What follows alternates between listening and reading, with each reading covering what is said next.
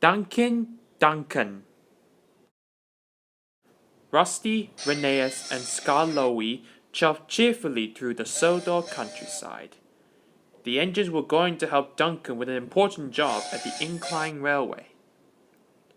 The engines enjoyed working at the Incline Railway. They liked the clever way the loaded slate trucks roll down the incline, pulling the empty ones up, but they are always careful. Duncan, however, doesn't like working at the Incline Railway. He is always impatient to get back to the junction. This makes him careless and gets him into lots of trouble. Rusty hoped Duncan would stay out of trouble today, but he was already in too much of a hurry. "I'm a plain-speaking engine," gruffed Duncan, "so collect your slate trucks and be quick about it." And off he steamed. "Bossy boots," chuffed Rheneas. "Pushy puffer," huffed Skarloey. They didn't like Duncan telling them what to do. "He just wants to get back to the bustle of the junction," Rusty said. Duncan wanted everyone to work faster. "You're supposed to be helping me," he grumbled, "but you're as slow as snails." "We are proper engines," Rusty huffed crossly. "We follow the rules. We can't send out more than 4 trucks at a time," chuffed Rheneas. "Then work faster," said Duncan impatiently. Later that day, Duncan was working at the incline. "I'll show you how fast a really useful engine can work," Duncan called as he hastily biffed one truck into another, and then another.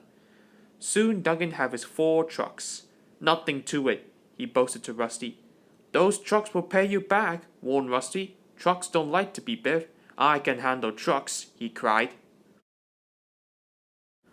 Rusty, Rheneas, and Skarloey could see Duncan was not going to listen. They carefully chopped away from the incline with their trucks full of slate. Duncan was so impatient he became even more careless. "I'll show that smelly diesel and those lazy steamers," he said to his driver. "Careful," cautioned his driver.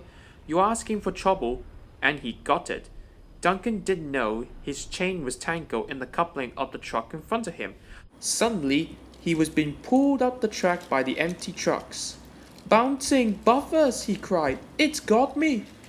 Duncan's driver and fireman jumped clear. Rusty returned to see Duncan being pulled up the incline. "I tried to warn him," said Rusty. "He never listens," his driver said. At the top, the chain pulling Duncan's trucks couldn't hold the weight. It suddenly snapped. Duncan plummeted down the incline. "Help!" he yelled as Duncan fell into a pond. "Glug, glug, glug," he said. "Gluggle my boiler." Duncan felt foolish and very wet. Rheneas and Skarloey returned with the breakdown train and fished Duncan out of the pond. The thing controller arrived and spoke severely to Duncan. "You had not been a responsible engine," he said.